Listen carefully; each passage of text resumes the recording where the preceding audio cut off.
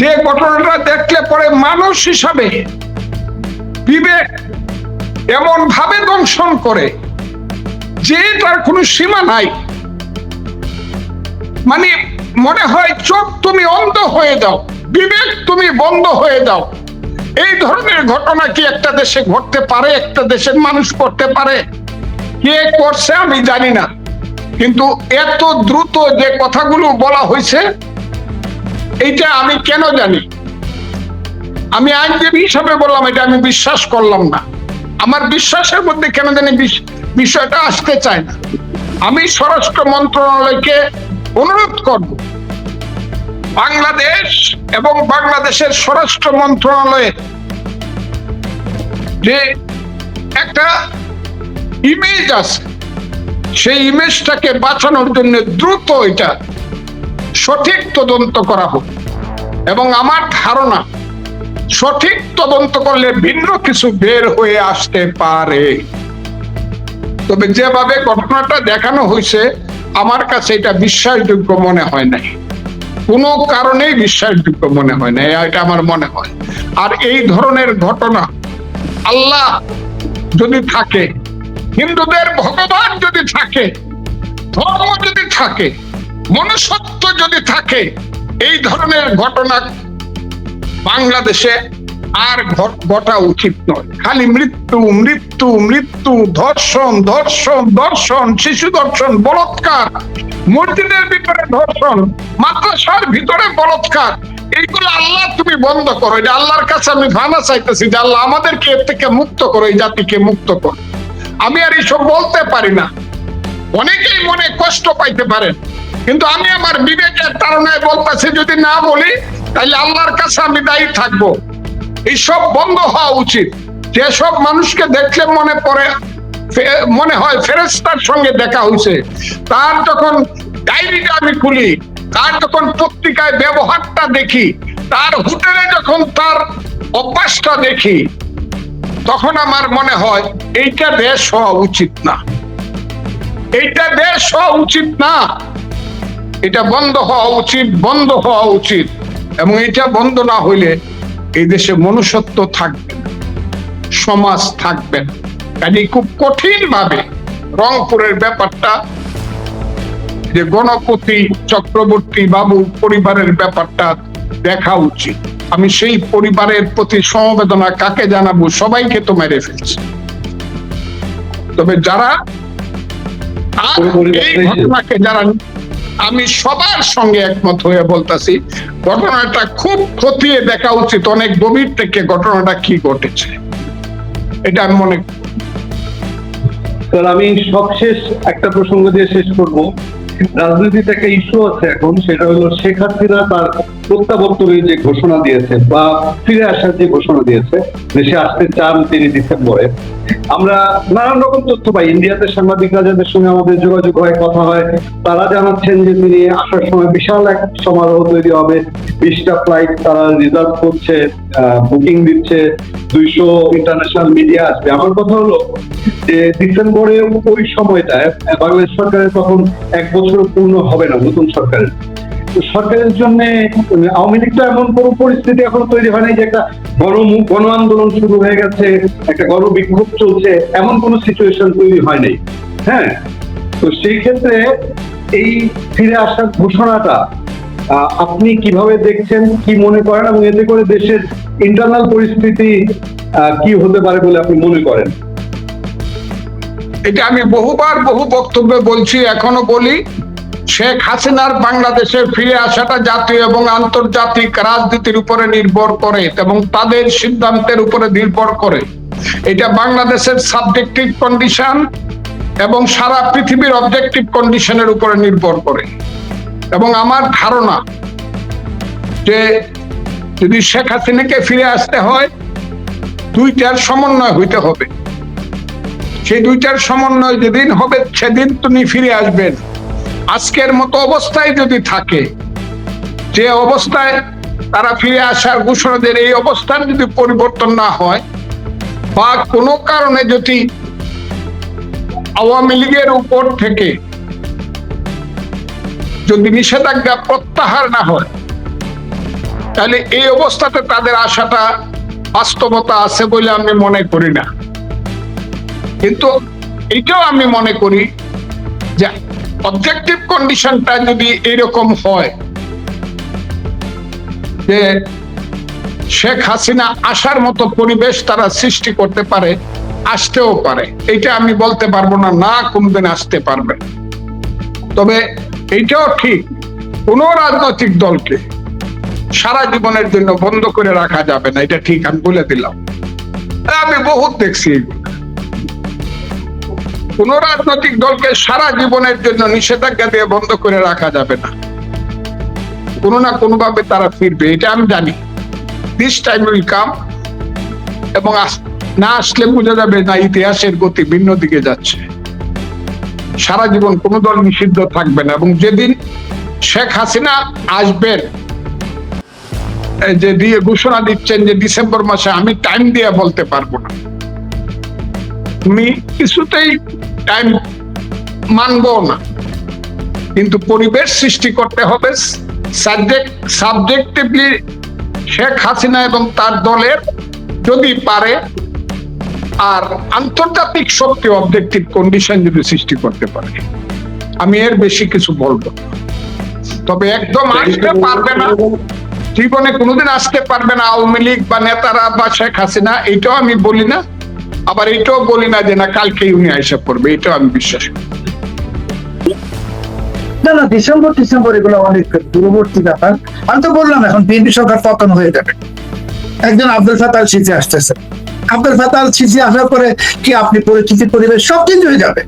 আর সেই Abdul Fattah al সিসির তো একজন রাজনৈতিক মিত্ররা আছে, তো তখন শেখ হাসিনা তো এরা বলছে ফাঁসিয়ে দিব, এটা দিব, ওটা দিব। শেখ হাসিনা রাজার বেশে, রানীর বেশে বাংলাদেশ ছাড়বে। শেখ হাসিনাকে রাস্তায় ফুল বিছিয়ে নিয়ে আসা হবে। আপনি লিখে রাখেন আমার কথাটা, এবং সেটা খুব যে কোনো সময় আগস্ট মাস চলে গেলেই আপনারা বুঝতে পারবেন তিনি কখন আসছেন, কোন মুহূর্তে আসছেন। এই যে পুরো প্রক্রিয়াটা যে চলছে, এই চলার নেপথ্য ভূমিকা কি পালন করছে ভারত? না না, চলার নেপথ্য ভূমিকা ভারত কেন পালন করবে? ভারত আমেরিকা মিলে ভূমিকা পালন। আপনি তো এখন ভেবেছেন যে ভারতকে বিগড়ে দেই, পেলে পাকিস্তান আমাদের বাবা আছে, আব্বা। পাকিস্তান একটা ভিখারি রাষ্ট্র, একটা ব্যর্থ রাষ্ট্র। পাকিস্তানের নিজেরই অস্তিত্ব নাই, 5 ভাগে ভাগ হচ্ছে পাকিস্তান। আপনি জানেন যে মার্কিন যুক্তরাষ্ট্রের পক্ষ থেকে বলা হয়েছে যে জম্মু কাশ্মীর ভারতের অংশ। দেখেন তাহলে ভারত মার্কিন যুক্তরাষ্ট্র এক অক্ষে চলে এসছে, সাথে রাশিয়াও আছে। এখন এখানে আর কোনো কিছু কে কি করবে জানি না। তবে শেখ হাসিনার বাংলাদেশ ফেরার জন্য যে পরিবেশটা দরকার ছিল, চূড়ান্ত পরিবেশ, আমি যদি বলি যে সেই সিংহ দরজা খুলে দিয়েছেন তারেক রহমান সাহেব নিজে, ভারতে না গিয়ে।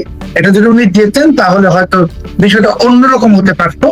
মানে শেখ হাসিনা প্রত্যাবর্তন করতেন, কিন্তু তারপরেও বিএনপি রাজনীতিতে থাকতো বা ক্ষমতায় থাকতো। এখন সিংহ দরজা খুলেছেন। এইবার শেখ হাসিনার যে সুনামি আসবে, সেই সুনামির স্রোতে কে কোথায় ভেসে যাবে, কি হবে আমি জানি না। তবে এখন আব্দুল ফাত্তাহ আল সিসি আসছেন, যে কোনো সময় আসছেন, বিএনপি সরকার যে কোনো সময় ফল করবে।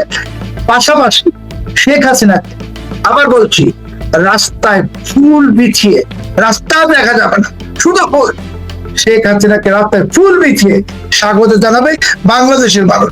আওয়ামী লীগ না, আওয়ামী লীগ বলে কোনো কথা না, বাংলাদেশের মানুষ যারা ভুক্তভোগী, যাদের খাবার নাই, যাদের কাজ নাই, যাদের বিদ্যুৎ নাই, যাদের গ্যাস নাই, যাদের কোনো সম্ভাবনা নাই, তারাই শেখ হাসিনাকে এবার ফিরিয়ে নিয়ে আসবে। আর সেই ফুল বেছানো রাস্তায় কতজনকে আরো বেশিয়ে দেওয়া হবে রোড রোলারের নিচে, সেটা আমি জানি। আপনার কথায় আরেকটি উত্তরের সঙ্গে প্রশ্ন এসে যায় যে বিএনপি রাজনীতি করতে পারতো, বিএনপি থাকতে পারতো ভালোভাবে যদি ভারত যেত সমঝোতার মাধ্যমে, তাহলে বিএনপির ভবিষ্যৎ কি হবে সামনে? শেখ হাসিনা বিএনপিকে রাজনীতি করতে তো দিয়েছেন 17 বছর, তাই বাংলাদেশ পন্থী সব দল রাজনীতি করবে। বাংলাদেশ বিরোধী অপশক্তি যারা জামাত বা অন্যান্য, তাদের রাজনীতি করার কোনো অধিকার থাকবে না এবং থাকা উচিত না, কারণ এরা বাংলাদেশের অস্তিত্বে বিশ্বাস করে না। তারা আমাদের পতাকা পরিবর্তন করতে চায়, জাতীয় সঙ্গীত পরিবর্তন করতে চায়, বাংলাদেশ নামটাকে পরিবর্তন করতে চায়। সেই পাখি বীজ পাকিস্তানের পাপের সন্তান এবং জঙ্গি জিহাদি, এদের একদম সমাজই হবে বাংলাদেশে। আপনি লিখে রাখতে পারেন, শেখ হাসিনা এবার চলে আসবেন। তার আগে বলছি আব্দুল ফাতাহ আল সিসি যে কোনো মুহূর্তে আসবেন। এখন কখন আসবেন সেটা আর বলার কোনো প্রয়োজন নেই। বাংলাদেশে যেমন এখন যখন তখন বিদ্যুৎ যায়, আমরাও জানি না, ঠিক তেমনি যখন তখন বিএনপি সরকারের পতন হবে। করলো মাঝখানে বেরোন, আমরা কিন্তু জানি না তিনি কোথায় যাত্রা করেছিলেন। আর সাধারণত ভুটান থেকে বের হতে হলে ভারতের আকাশ সীমায় ব্যবহার, ভারত, এরপরে থাইল্যান্ড বা ওদিকে মধ্যপ্রাচ্যে গেলে অন্যান্য দেশ। বাংলাদেশের এই আকাশ সীমায় তিনি এসছেন যাত্রা বিরতি। ঠিক আছে, যাত্রা বিরতি ধরে নিচ্ছি। ভুটানের যিনি রাজা বর্তমান, তিনি এই মুহূর্তে এই দক্ষিণ এশিয়ার ছোট নয়, গোটা এশিয়া অঞ্চলে উনি অন্যতম প্রভাবশালী ব্যক্তি, যার সাথে আমেরিকার সম্পর্ক ভালো, চীনের সম্পর্ক ভালো, ভারতের সম্পর্ক, এবং অনেক ক্ষেত্রেই আপনারও মনে আছে তাকে আন্তর্জাতিক বিভিন্ন সমস্যা নিরসনে দুটিয়ালির কাজে ওনাকে লাগানো হয়। ভুটানের যে রাজা ঢাকায় এসছেন, ওনার সাথে বাংলাদেশের একটা অন্য সম্পর্ক আছে। তিনি সাবেক প্রধানমন্ত্রী শেখ হাসিনার ছেলে প্রদীপ ওয়াজেদ জয় সাহেবের বাল্য বন্ধু, স্কুল জীবনের বন্ধু। তারা নলিতার স্কুলে পড়েছেন ভারতের একসঙ্গে। সেই সূত্রে এই রাজা জিগমে ওয়াংচুক,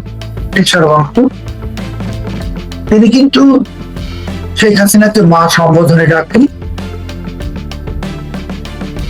সালাম করেন, এবং এই যে সাইমাবাদের মতো এদেরকে একদম আপন বোনের মতো দেখেন। এবং আপনি এটাও জানেন যে বঙ্গবন্ধুর যে অসমাপ্ত আত্মজীবনী যেটা হয়েছে, সেটা ভুটানেও কিন্তু সংস্করণ বের হয়েছে এই রাজার উত্তরে। তো শেখ হাসিনা মানে ভুটানের রাজ পরিবারের কাছে উনি ঠিক রাজমাতার সমান সম্মান উনি পাবেন, রাজমাতা।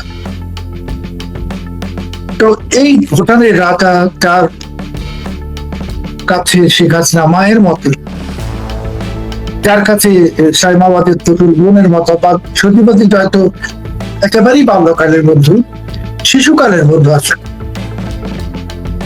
তো এটা বোঝার জন্য বা রকেট বিজ্ঞানী হওয়ার প্রয়োজন নেই যে উনি বাংলাদেশে এসছেন শেখ হাসিনার মামলা মকদ্দমার বিষয়গুলোকে জানতে, এবং তিনি এসছেন অবশ্যই শেখ হাসিনার যে প্রত্যাবর্তন যেটা ঘটবে যে কোনো সময়, সেই বিষয়। এবার আমরা হয়তো রাষ্ট্রযন্ত্রের কাছে অনেক কিছু জানতে পারবো না। রাষ্ট্রযন্ত্রের বর্তমানে যারা আছে তারা তো আমাদের অনেক কিছু জানায় না। ধরুন যে জাতিসংঘের যে শান্তি নিরাপত্তা পরিষদের যে ঘোষণাটা বা হুঁশিয়ারিতে এসছে যে বাংলাদেশে আল কায়দা প্রবেশ করছে, এটাকে তো বলে দিয়েছে অনুমান নির্ভর। আবার হিউম্যান রাইটস ওয়াচ যেটা দিয়েছে বাংলাদেশে এই যে বিনা বিচারে বন্দীদের আটকে রাখার বিষয়, এটা বলেছে এটা চুক্তিহীন, ভিত্তিহীন। বা রংপুরে যে 4 জন হিন্দু সম্প্রদায়ের 4 জন সদস্যকে নির্মম নৃশংসভাবে হত্যা করা হলো, ধর্ষণ করা হলো। দেখুন, ধর্ষণ, হত্যা সবকিছু নিয়ে একটা ধামাচাপা। তো কাজেই এই সরকার পক্ষে ধামাচাপা করতে, এমনকি যে পররাষ্ট্র প্রতিমন্ত্রী হুমায়ুন কবির ওনার বিদেশি নাগরিকত্ব যে দাবি প্রথম সামনে এনেছি, এটা নিয়েও তো নানান প্রদামি চলছে। এবং আপনিও জানেন, আমিও জানি যে শুধু হুমায়ুন কবির নন, খুব বঙ্গভবনের ভেতরে এবং প্রধানমন্ত্রীর বাসভবনের ভেতরে বিদেশি পাসপোর্টধারী আছে, তার প্রমাণ আমার কাছে, সুনির্দিষ্ট প্রমাণ আছে। তো কাজেই এই সরকার ভুটানের রাজা জিগমে খেসার বংশ কেন এসেছেন আমাদেরকে জানতে দিবে না, কিন্তু আমরা বুঝি। বিশেষ করে যখন তারেক রহমান সাম্প্রতিক সময়ে ভারতের রাষ্ট্রপতিকে অপমান করেছেন, ভারতের রাষ্ট্রকে অপমান করেছেন, ভারতের 140 কোটি মানুষকে অপমান করেছেন, উনি বলেননি উনি যাবেন কি যাবেন না, ওনার জন্য এত রাজকীয় আয়োজন করা হলো। এরপর ভারত নিশ্চয় তো চুপ করে বসে থাকবে না। আর আপনি জানেন যে আমাদের বিদ্যুৎ গুলো, রামপাল বলুন আর আদানি বলুন, এগুলো তো ভারতের। তো বিদ্যুৎ গুলো যদি বন্ধ হয়ে যায় বা এবং ডিজেল সরবরাহ বন্ধ হয়ে যায়, যার খুবই প্রকট সম্ভাবনা, যে কোনো সব বন্ধ করে দিবে ভারত, তখন আপনি পাকিস্তান থেকে বিদ্যুৎ আনুন বা আমেরিকা থেকে নিয়েছেন জাহাজে করে, কোনো সমস্যা তো নাই, তাদের সমস্যা নেই। আপনি এই রাশিয়া থেকে, চীন থেকে জাহাজে করে ডিজেল নিয়ে আসেন, ইরানকে বুঝিয়ে। তো এসব করেন। কাজেই এই সরকার এখন ভয়ঙ্কর বিপদে আছে, ভয়ঙ্কর বিপদে। আমি শুধু একটা শব্দ উচ্চারণ করলাম, ভয়ঙ্কর বিপদ। আর ভুটানের রাজা এসেছেন, যে তার যে মায়ের মতো যে ব্যক্তি শেখ হাসিনা, তার বিষয়ে কথা বলতে, তার বন্ধু সজীব ওয়াজেদ সম্পর্কে কথা বলতে, এবং ভুটানের রাজার যে পরিবার, বঙ্গবন্ধু পরিবার, সেই পরিবারের বিষয়ে কথা বলতে আসছেন। এবং এই সরকার যত লাফালাফি করছে, বড় বড় কথা বলছে। দেখেছি ওই যে ইউনুসের একটা প্রেস সচিব, ডাস্টবিন যাকে সবাই বলে, সে বলেছে শেখ হাসিনার জন্য নারী জল্লাদ রেডি করতে হবে। তো নারী জল্লাদ শেখ হাসিনার জন্য রেডি করতে হবে না। যারা এই 2024-এর অভ্যুত্থানের সঙ্গে জড়িত, দেখুন বাংলাদেশ সেনাবাহিনী কিন্তু এটাকে বিপ্লব বা আন্দোলন বলে না, বাংলাদেশ সেনাবাহিনী বলে অভ্যুত্থান। আর অভ্যুত্থানের শাস্তি সংবিধানে কি সেটা তো আমরা জানি। তো যারা শেখ হাসিনার ফাঁসি চায়, তারা সবাই ফাঁসির দড়ি পরে বসে আছে, শুধু এটা একটা টান পড়বে। এই টানটা কখন পড়বে সেটার অপেক্ষায় আমরা আছি। কাজে এখন ভুটানের রাজা আসছে, আরো অনেক কিছু আসবে, দেখবেন সব শেষে শেখ হাসিনা চলে আসবেন। এবং শেখ হাসিনা যে আসবেন তার আলামতই হলো আজকে ভুটানের রাজার কথিত যাত্রা বিরতি। এটাকে আমরা যাত্রা বিরতি বলছি। আমরা সংবাদ মাধ্যমে যেটি দেখছি যে তিনি সিঙ্গাপুর থেকে ভুটানে ফেরার পথে শাহজালাল বিমানবন্দরে অবতরণ করেছেন এবং স্বয়ং বাংলাদেশের ওয়ারেন্ট অফ প্রেসিডেন্স অনুযায়ী 1 নম্বর ব্যক্তি রাষ্ট্রপতি তার সাথে। গবেষণা করার কোনো প্রয়োজন নাই, এগুলো সবই হলো শেখ হাসিনার আগমনের ইঙ্গিত, সুস্পষ্ট ইঙ্গিত। শেখ হাসিনা আসতেছে, অগাস্ট মাসে উনি আসবেন না, সেটাও সম্ভবত আমি আপনার অনুষ্ঠানে বলেছিলাম যে অগাস্টে উনি আসবেন না। অগাস্টের দিনগুলো যাচ্ছে, শেখ হাসিনার আগমনের কাউন্টডাউন শুরু হয়ে যাচ্ছে, হয়ে গেছে বা হয়ে যাবে। কাজেই এই ভুটানের রাজার যাত্রাবিরতি বলুন আর যাই বলুন, সেটার সঙ্গে শেখ হাসিনার প্রত্যাবর্তন, ফিরে আসা জড়িত, সেটার সঙ্গে অনেক কিছু জড়িত, যেখানে এই সরকারের খুশি হওয়ার কিছু নাই। তৃতীয় হলো, আপনি জানেন যে ভুটানে এত বেশি তাপ বিদ্যুৎ উৎপন্ন হয়, কারণ ওখানে তো পাহাড়ি এলাকা, প্রচুর তাপ বিদ্যুৎ, নেপাল থেকেও বেশি। তো বাংলাদেশের বিদ্যুৎ সংকট নিরসনের জন্য ভুটান হয়তো সহযোগিতা করবে, সবাই করবে, কিন্তু সহযোগিতা করতে হলে তো আপনার ভারতের সম্মতি লাগবে। মানে ভুটান থেকে তো আর ভারতের রাস্তা, জমি ব্যবহার না করে আসা সম্ভব না। তো তারেক রহমান সে ভারতে না গিয়ে উনি রাজনৈতিক আত্মহত্যা করেছেন, কূটনৈতিক আত্মহত্যা করেছেন, যার খেসারত তিনি এখন দিতে শুরু করবেন। এবং এটার আর কোনো সংশোধন নাই। এখন যদি তারেক রহমান সাহেব দিল্লিতে বসেও থাকেন কোন অ্যাপয়েন্টমেন্ট ছাড়া, তারপরও এটার আর কোনো সংশোধন হবে না। কারণ তিনি ভারতের রাষ্ট্রপতিকে অপমান করেছেন, ভারতের জনগণকে অপমান করেছেন, যাদের কারণ অপমান করেছেন, এই যে ওনার যে একদল গোপাল ভাঁড়, যাদের চৌধুরী লন্ডন থেকে নিয়ে আসতেন, এইগুলো লন্ডনে যারা ছিল একটাও তো কাজের বা কর্মের না। আপনি এটাও জানেন যে এই প্রধানমন্ত্রীর সাথে যারা লন্ডন থেকে এসছে, তাদের অনেকের নামের আগে ডক্টরেট লাগানো হয়েছিল। তারপরে যখন বিতর্ক উঠলো কোথা থেকে ডক্টরেট করছে, তাড়াতাড়ি করে ফালাই দিচ্ছে। এইগুলো সব একদল নিষ্কর অকর্মা লোক, যাদের কোনো কাজকর্ম নাই, তারা 17 বছর ওনার কারিপাতে ছিল, ওনার সাথে চামচামি করছে, বাংলা ভাষায় যদি বলি, সেই চামচামির পুরস্কার স্বরূপ এদেরকে বসেছে।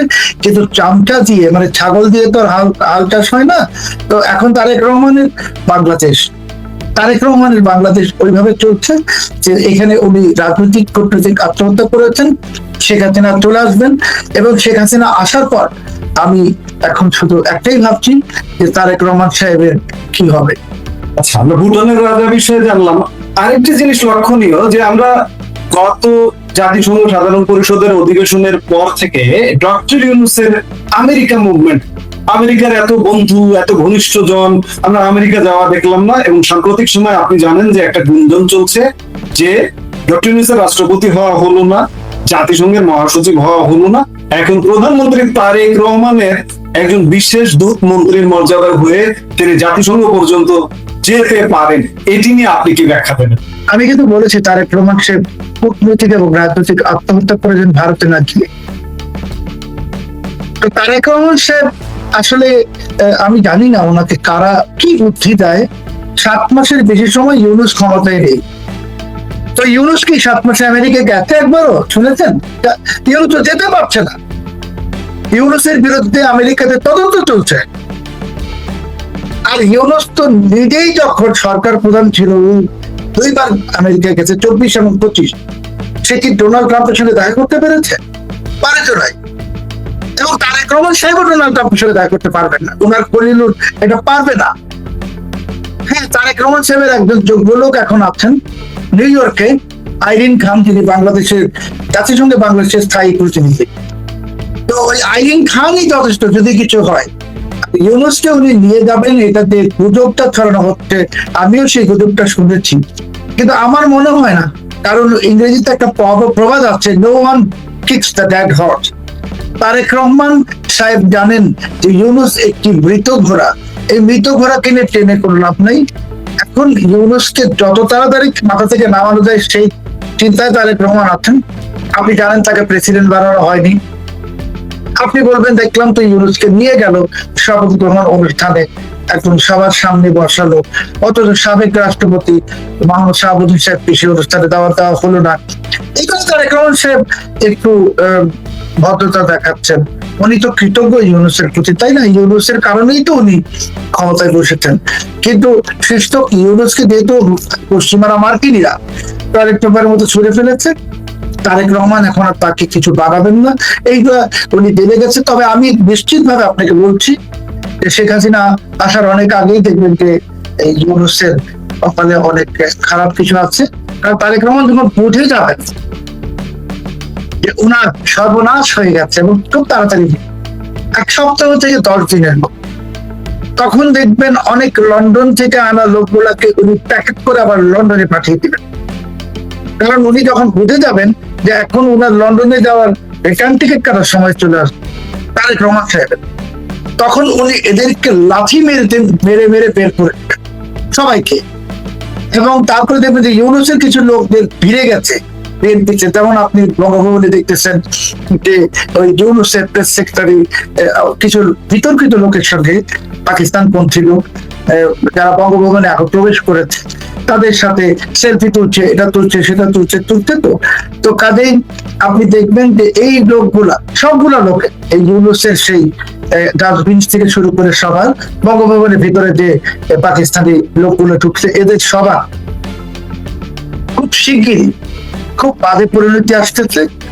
এবং বাজে পরিণতি থেকে আমি জানি না যে ভুটানের এই রাজাকে অনুরোধ করে আনা হয়েছে কিনা।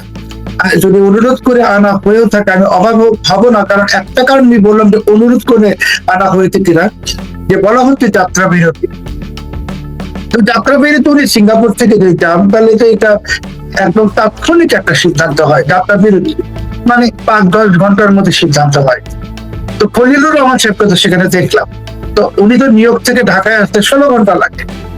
তার মানে এটা তো যাত্রা বিরতি না, এটা তো পূর্ব নির্ধারিত একটা যাত্রা বিরতিও যদি হয়, এটা পূর্ব নির্ধারিত। তো এই পূর্ব নির্ধারিত কে করলো? বাংলাদেশ সরকার করলো ভুটানের রাজার মাধ্যমে এবার ভারতকে বোঝানোর জন্য, নাকি ভুটানের রাজার মাধ্যমে শেখ হাসিনাকে ম্যানেজ করে? এটা আমাদের জানতে হলে আর কয়েকটা দিন অপেক্ষা করতে হবে। তবে নিশ্চিত থাকুন যে এটা স্রেফ যাত্রা বিরতি নয়, এটার পিছনে অনেক বড় কোনো ঘটনা আছে যেটা আমরা খুব শিগগিরই জানবো। যাত্রা বিরতি কিংবা অন্য কিছু, এখানে ভুটানের রাজাকে কি আসলে বাংলাদেশ আহ্বান করে আনলো, নাকি ভারত ভুটানের রাজাকে বাংলাদেশে পাঠালো, যেভাবে 1971 সালে ভুটানকে দিয়ে স্বীকৃতি দেওয়ানো হয়েছিল? এমনটা কি হতে পারে? আপনি খানিক আগে বলছিলেন যে ভারতকে অপমান করা হয়েছে, রাষ্ট্রপতিকে অপমান করা হয়েছে, কুচকাওয়াজ বাতিল করার মতো ঘটনা ঘটছে, সেরকমটা কি? দেখুন, ভুটানকে দিয়ে যে স্বীকৃতি দিয়েছে ভুটান বাংলাদেশকে সর্বপ্রথম, এটা তো ভারতের কারণ। ভারত ভুটান সম্পর্ক তো ঐতিহাসিক। যেটা আমি বললাম আপনাকে, যে দেখবেন যে এটার পিছনে অন্য কোনো কারণ আছে। এই ভুটানের রাজা এত সস্তা জিনিস না যে হুট করে চলে আসছেন, উনি আসছেন শেখ হাসিনার জন্য। আমরা ওনাকে আনা হয়েছে ভারতকে ম্যানেজ করেন, এটা তো একটা, আর কিছু না। আর বাংলাদেশ তো এখন কূটনৈতিক ভাবে আরো মহাবিপদে পড়তে যাচ্ছে, যেটা আপনি জানেন যে পাকিস্তানের এবং তুরস্কের নেতৃত্বাধীন মক্কা চুক্তির অধীনে সৌদি সামরিক জোটে তারা ঢুকবে। এটা নিয়ে বাংলাদেশে অনেক লোক উচ্ছ্বাস প্রকাশ করছেন, মানে পাকিস্তান পত্রিকা, যে বাংলাদেশ যাচ্ছে মুসলমান দেশ হিসেবে শক্তিশালী হবে। আবার কেউ কেউ বলছেন বাংলাদেশে তো পাকিস্তান তুরস্কের মতো সামরিক শক্তি নাই, সামরিক শক্তি অর্জন করতে হবে। দেখলাম প্রধানমন্ত্রী উপদেষ্টা বলেছেন 26টা বিমান, যুদ্ধ বিমান কেনা হবে চীন থেকে। আরে ভাই, বাংলাদেশের লোকের খাওয়ার ব্যবস্থা নাই, মানুষ বিদ্যুৎ পাচ্ছে না, মানুষ বেকারত্বে ভুগতেছে। আপনারা আছেন যুদ্ধ বিমান কেনা দিয়ে, আর যুদ্ধ বিমান তো আপনারা কিনতেও পারবেন না, সেই সময়টুকু আপনারা পাবেন না। আর আপনাদেরকে সৌদি জোটে কেন ঢোকানো হচ্ছে সেটা তো আপনারাও জানেন, মানুষকে বলছেন না। সৌদি জোটে তো ঢোকানো হচ্ছে আমেরিকার ইশারায়। আমি আপনার অনুষ্ঠানে বা অন্য অনেক অনুষ্ঠানে বলেছিলাম যে সৌদি আরব ইসরায়েলকে স্বীকৃতি দিতে যাচ্ছে, এবং সেই স্বীকৃতিতে পাকিস্তানও স্বীকৃতি দিবে। তুরস্ক তো 1949 সালে ইসরায়েলকে স্বীকৃতি দিয়েছে। সৌদি আরবের সাথে তো এরই মাঝে ইসরায়েলের বাণিজ্যিক সম্পর্ক স্থাপিত হয়েছে, বিমান যোগাযোগ সম্পর্ক স্থাপিত হয়েছে। তো বাংলাদেশকে এখন টানা হচ্ছে ওই জোটে ইসরায়েলকে স্বীকৃতি দেওয়ার জন্য। বাংলাদেশের 5 পয়সার লাভ হবে না, বাংলাদেশ কিছুই পাবে না, সব লাভ পাবে পাকিস্তান, আর সব লাভ পাবে তুরস্ক। একটা লাভ হবে, বাংলাদেশ ইসরায়েলকে স্বীকৃতি দিলে ইসরায়েলের কাছ থেকে বাংলাদেশ অবশ্যই অনেক সহযোগিতা পাবে, টেকনোলজিক্যাল সহযোগিতা, সামরিক, সেটা তো অবশ্যই পাবে। কিন্তু যারা লাফাচ্ছে জেহাদি জজবা নিয়ে যে আমরা এখন সৌদি জোটে ভারতকে দেখাই দিব, ওটা করবো, ভারতকে দেখানোর কিছু নাই। ওটা ভারত বিরোধী জোট, ওইটা ইসরায়েলকে শক্তিশালী করার জোট। আর ইসরায়েল ভারত হলো অকৃত্রিম বন্ধু। কাজে এখানে যারা লাফায়, অনেকেই অনেক কিছু লাফাচ্ছে, যেমন প্রধানমন্ত্রী ভারত যান নাই, লাফাইছে তো অনেক লাফিয়েছে। ওরা তো জানে না যে বিদ্যুৎ ভারত যদি কাউকে সকালে বন্ধ করে দেয়, তাহলে বাংলাদেশের 70% এলাকায় আর কোনো বিদ্যুৎ থাকবে না, 70%। ডিজেল তো ভারত আগামী সপ্তাহ থেকে দিবে না, ডিজেল ঘাটতি ইত্যাদি অনেক কিছু দিবে না, বাকি সব দিবে, খাদ্য দিবে, এটা দিবে, ডিজেলটা দিবে না। আপনি ডিজেল পাবেন কই? আপনি কি ওই মধ্যপ্রাচ্য থেকে আনতে পারবেন? হরমুজ প্রণালীতে ইরান বাধা দিয়ে বসে আছে। কাজেই বাংলাদেশ অন্ধকারে ঢুকতে যাচ্ছে, এইটা বুঝে গেছে খলিলুর রহমান, এবং এই সিদ্ধান্তের কারণে বাংলাদেশ একটা মহাবিপদে পড়ছে। এবং আপনি শুনেছেন বিএনপি 2001 থেকে 6 কানসার বিদ্রোহের কথা শুনেছেন না, বিদ্যুতের ঘাটতিতে।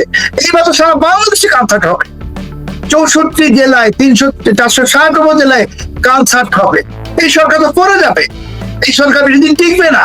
আজকে আপনার অনুষ্ঠানে আমি আবার বলছি যে সেই পরিস্থিতি চলে আসছে। একদিকে বিদ্যুৎ ঘাটতি, একদিকে তৌহিদি জনতা, একদিকে জঙ্গি উত্থান, একদিকে বোমা উদ্ধার, একদিকে জাতিসংঘের সাবধান বাণী। আমি বলছি এবার বাংলাদেশ সেই সময় উপনীত। আবদেল ফাতাহ আল সিসি, একজন আবদেল ফাতাহ আল সিসি আসছেন, যে কোনো সময় আসবে। সে আসার ঘন্টা এখন বাজতেছে, সানাই বাজতেছে, এখন ঘটে যাবে। এখান থেকে আর কোনো রক্ষা নাই। আর সেই আবদেল ফাতাহ আল সিসি এলে এই বাংলাদেশে যারা আজ দুর্বৃত্তমানা করছে, চাঁদাবাজি করছে, বাংলাদেশকে পাকিস্তান বানাতে চাচ্ছে, সবগুলাকে, এবং তৌহিদি জনগণ সবগুলাকে ঠিক মিশরের মতো, মিশরে যেমন মুসলিম ব্রাদারহুডকে কচুকাটা করা হয়েছিল, বাংলাদেশেও সেই কচুকাটা পর্ব শুরু হতে যাচ্ছে। সব শেষে এইটাই যে বাংলাদেশে আবদেল ফাতাহ আল সিসি এখন চলে আসবেন, আর কোনো সময় নাই, কাল বিলম্ব হবে না, অচিরেই, অতি শীঘ্র, আমাদের কল্পনার চাইতে আরো তাড়াতাড়ি বাংলাদেশে আবদেল ফাতাহ আল সিসি আসছেন। কারণ বিএনপি সরকার এরই মধ্যে তার সমস্ত সুযোগ হারিয়ে ফেল করে ফেলে। আপনি বলছেন শেখ হাসিনার আগমনী বার্তা খুব জোরালো ভাবে তিনি আসছেন, কিন্তু খানিক আগে আপনি বললেন যে বাংলাদেশে তৌহিদি জনতার তাণ্ডব, জঙ্গিবাদের উত্থান, অর্থাৎ একটা প্রকৃতির রাজ্য হয়ে গেছে। এই প্রকৃতির রাজ্যে কি শেখ হাসিনার কি আদৌ আসা সম্ভব? তার ডিসেম্বরের রোডম্যাপ আছে, তিনি কি তার আগেই আসছেন? কি ঘটতে যাচ্ছে আসলে? ফজলুর রহমান, এই কালো শক্তির দৌরাত্ম আর কতদিন চলবে, কিভাবে ঠেকানো যায় এই কালো শক্তির দৌরাত্ম আপনার কাছে জানতে চাই। আপনি কালো শক্তির বিরুদ্ধে সবসময় সোচ্চার এবং স্পষ্টবাদী মানুষ, আপনার কাছ থেকে আমরা আলোক পত্রিকা দিক নির্দেশনা জানতে চাই যে এই সব শক্তির কাছ থেকে রক্ষা পাওয়ার পথটা কি? আপনাকে অসংখ্য ধন্যবাদ। যারা আমাদের কথা শুনছেন, আজকে আমাদের মহান নবী, আল্লাহর পিয়ারে হাবিব হযরত মুহাম্মদ সাল্লাল্লাহু আলাইহি সাল্লামের জন্মদিন 12ই রবিউল আউয়াল। এই দিনে আমি সমস্ত সেই ইমানদার মানুষদেরকে, বিশেষ করে যারা সুফিবাদ আহলে সুন্নাত ওয়াল জামাতে বিশ্বাসী, বিশেষ করে যারা 12ই রবিউল আউয়ালকে আনন্দের দিন হিসাবে যারা পালন করেছেন এবং করে আসছেন, এবার যে বাধা দিয়েছিল, অসম্ভব ধরনের বাধার মুখেও যারা সবকিছুকে উপেক্ষা করে আজকে দেখলাম সারা বাংলাদেশে আরো ব্যাপকভাবে ঈদে মিলাদুন নবী পালন হয়েছে। আলহামদুলিল্লাহ, আমি এত খুশি হয়েছি যে ওই যে ওহাবিরা, সালাফিরা, এরা চরম ভাবে পরাজিত এবং পর্যুদস্ত হয়েছে, এবং তারা যে মনে করে যে তারাই ইসলামের একমাত্র ভ্যানগার্ড এবং তারাই একমাত্র ইসলামের এজেন্ট, সোল এজেন্ট, আজকে প্রমাণিত হয়েছে। যে আমি বারবার বলি যে বাংলাদেশের সুন্নিয়াত এবং সুন্নি যে মুসলমান, মাজারপন্থী যে মুসলমান, সুফিবাদী যে মুসলমান, তারাই হলো বাংলাদেশের আসল মুসলমান, এবং তাদের পক্ষেই কম পক্ষে 90% মুসলমান আছে। ছোটবেলা থেকে আমি দেখেছি, স্কুলে ভর্তি হইলে লিখতে হতো রিলিজিয়ান মুসলিম, সেক্ট সুন্নি।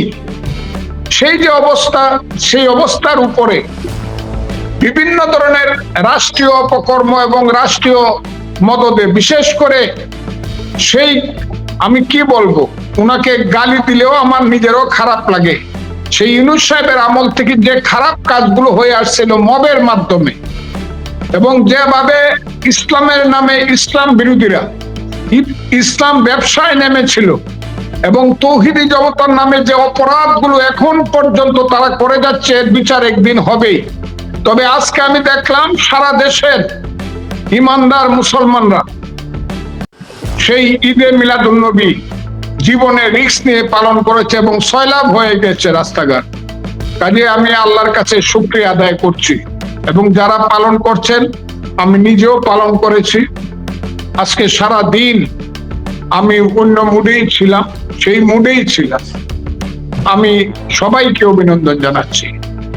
এক, দুই হলো এই যে সংস্কৃতি বলেন, বাংলাদেশের মুক্তিযুদ্ধের ইতিহাস বলেন, আমাদের চিরদিনের সেই গান, সেই নাটক, সেই যাত্রা, সেই লালন, সেই বাউল, সব কিছুকে যারা বন্ধ করে দিতে চায়, তারা কারা?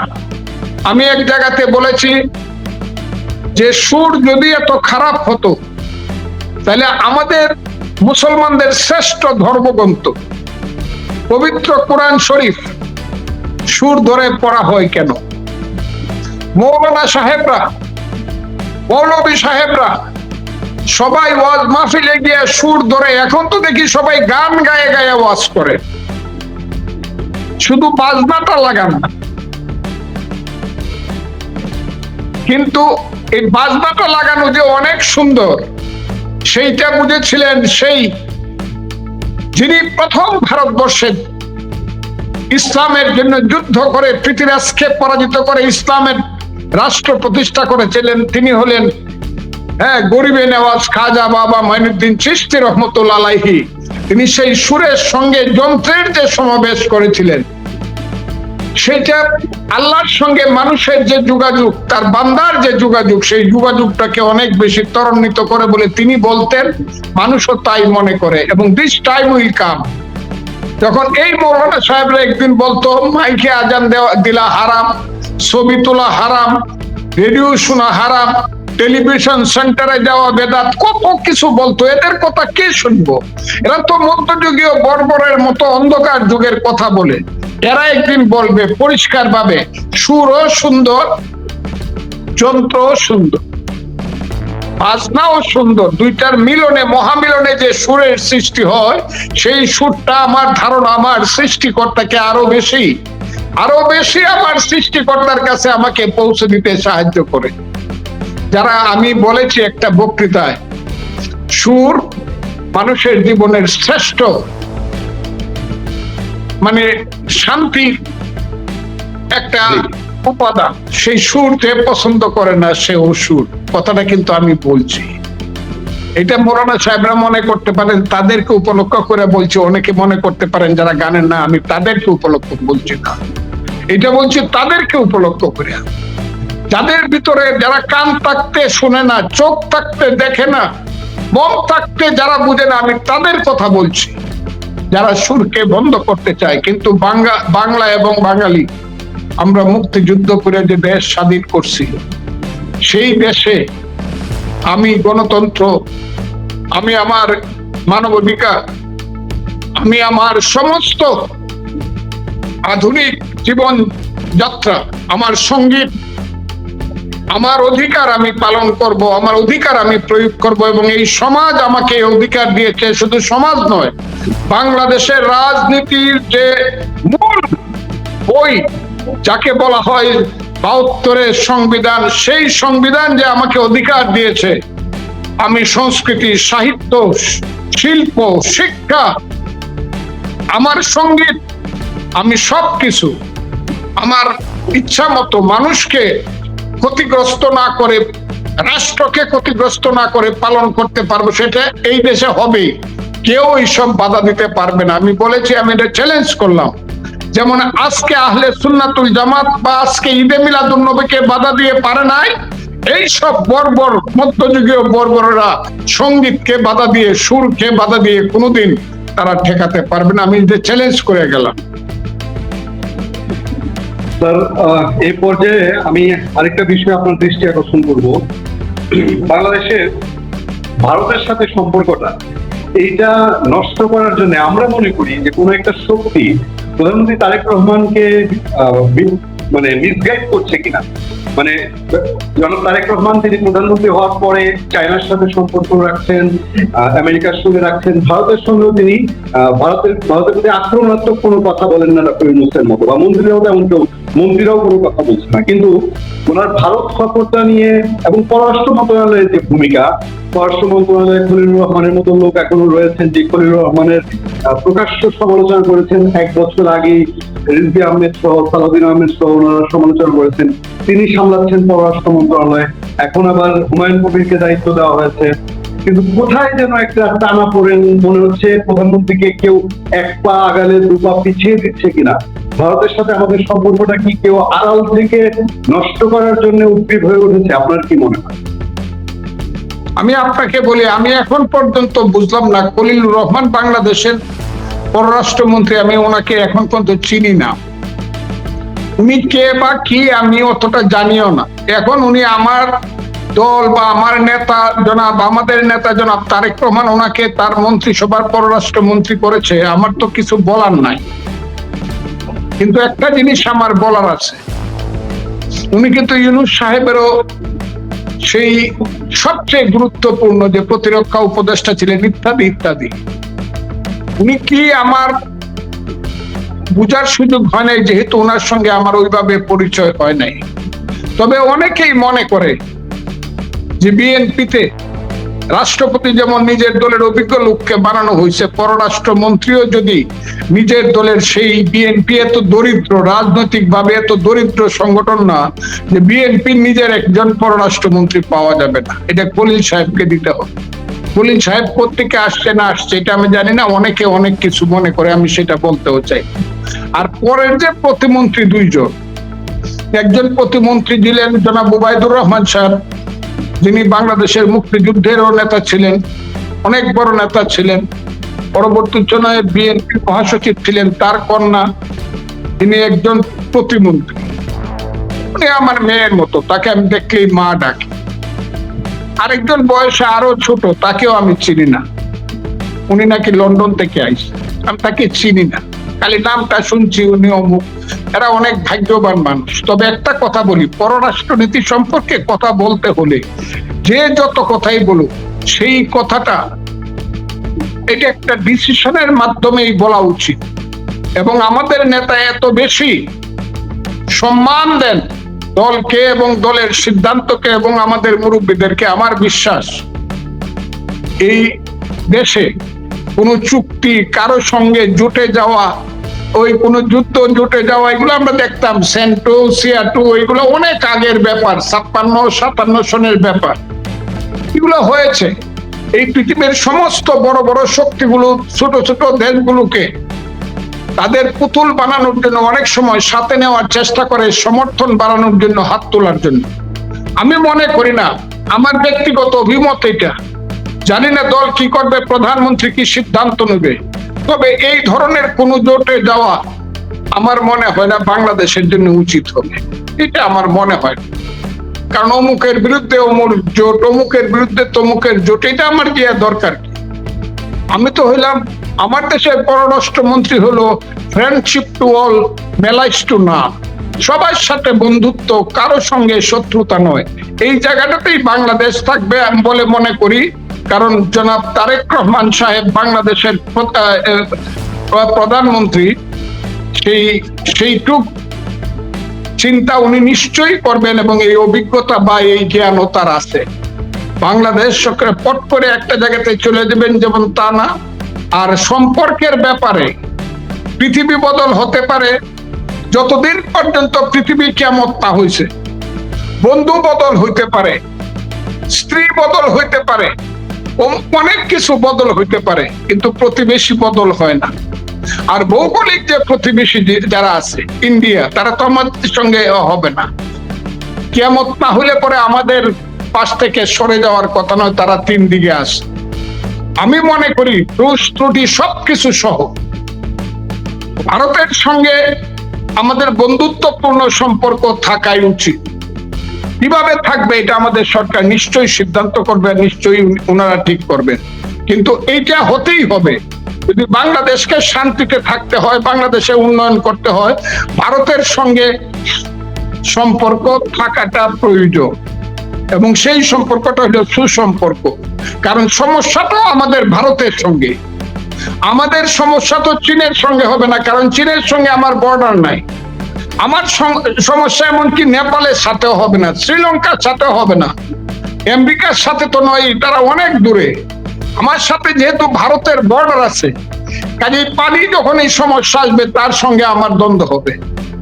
যখন বিএসএফ বিডিআর এর বা এখন যখন লাগবে, গন্ডগোল লাগবে, তখন সমস্যাটা আমার যে বর্ডার আমার সঙ্গে, তার সঙ্গে তো আমার যুদ্ধই সবসময় একটা কঠিন ব্যাপার থাকবে, মনোভাব থাকবে, মনোমালিন্য থাকবে।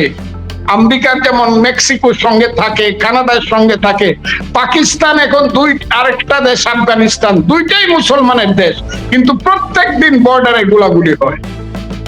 কিন্তু এর জন্য এইটা করা ঠিক হবে না যে অমুকের সঙ্গে বন্ধুত্ব করতে গিয়া ভারতের সঙ্গে আমাকে শত্রুতা করতে হবে, এইটা করা কিছুতেই ঠিক হবে না, আমি এটা মনে করি। সারা পৃথিবীর সাথে বন্ধুত্ব থাকুক, কিন্তু ভারতের সঙ্গে অবশ্যই বন্ধুত্ব থাকতে হবে, কারণ যেহেতু প্রতিবেশী আমি চেঞ্জ করতে পারবো, সেই বন্ধুত্বটা থাকতে হবে এবং সেই বন্ধুত্বটা থাকতে হবে পারস্পরিক মর্যাদার ভিত্তিতে। আমি বিশ্বাস করি বিএনপি পারস্পরিক মর্যাদার ভিত্তিতে একটা বন্ধুত্ব ভারতের সঙ্গে রাখবে।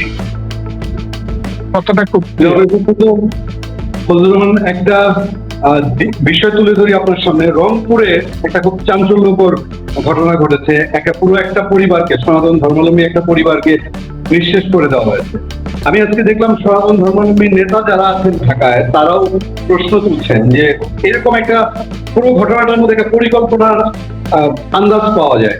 আগে বিদ্যুৎ কেটে দেওয়া হয়েছে, পাশের মন্দিরে সিসিটিভি বন্ধ করে দেওয়া হয়েছে, তারপরে দুইটা ছেলে, একেবারেই হ্যাংলা পাতলা দুইটা ছেলে 4 জন মানুষকে এইভাবে শেষ করলো। আরো ভেতরে অনেক তথ্য বেরোচ্ছে যেগুলো অসামঞ্জস্যপূর্ণ। মানে মানুষের মধ্যে কোথায় যেন একটা দ্বিধা তৈরি হচ্ছে যে পুলিশ যে বক্তব্যটা দিচ্ছে এই বক্তব্যটা কতটুকু সত্য। এবং এই চাঞ্চল্যকর ঘটনার পেছনে বাংলাদেশের মৌলবাদী বা জঙ্গি গোষ্ঠীর একটা আস্ফালনের যোগসূত্র কেউ আন্দাজ করছে। আপনার কাছে কি মনে হয় এবং এই ঘটনাটা কি কতদূর আরো ডেপ পরিকল্পনা থাকা, তদন্ত হওয়া উচিত কিনা? কারণ আমরা এখনো কোনো ডিএনএ টেস্টের কোনো রিপোর্ট পাই নাই, ফরেনসিক রিপোর্ট পাই নাই। সেই ক্ষেত্রে আপনি কিভাবে দেখছেন বিষয়টা একটু জানতে চাই। শুনেন, আমি শুধু ফজলুর রহমান এমপি এইটা না, রাজনীতিবিদ শুধু এইটা না, আমি কিন্তু একজন আইনজীবী এবং আমি কিন্তু ক্রিমিনাল সাইডের আইনজীবী করি। আমি মার্ডার কেস, যাবজ্জীবন কেস, ফাঁসির কেস, খালাস করি, বহাল থাকে, সবকিছু করি। কাজেই আমি কাগজটা হাতে নিলে বা ঘটনাটা শুনলেই বুঝতে পারি এটার ভিতরে কি আছে, রহস্যটা কি। এই কেসটা খালাস পাবে না এই কেসটা যাবজ্জীবন হবে না ফাঁসি হবে, এটা আমি বুঝতে পারি মার্ডার কেস হইলে পড়ে, কারণ আমি একজন আইনজীবী। সে আইনজীবী হিসাবে একটা কথা বলি, যেভাবে দেখলাম আইনজীবী হিসাবে বলবো, এই প্রসেসে এত দ্রুত সুপারসনিক গতিতে এত উপরের অফিসাররা কথা বইলা ফেলানো এবং সিদ্ধান্তে পৌঁছে যাওয়া এমন একটা ঘটনা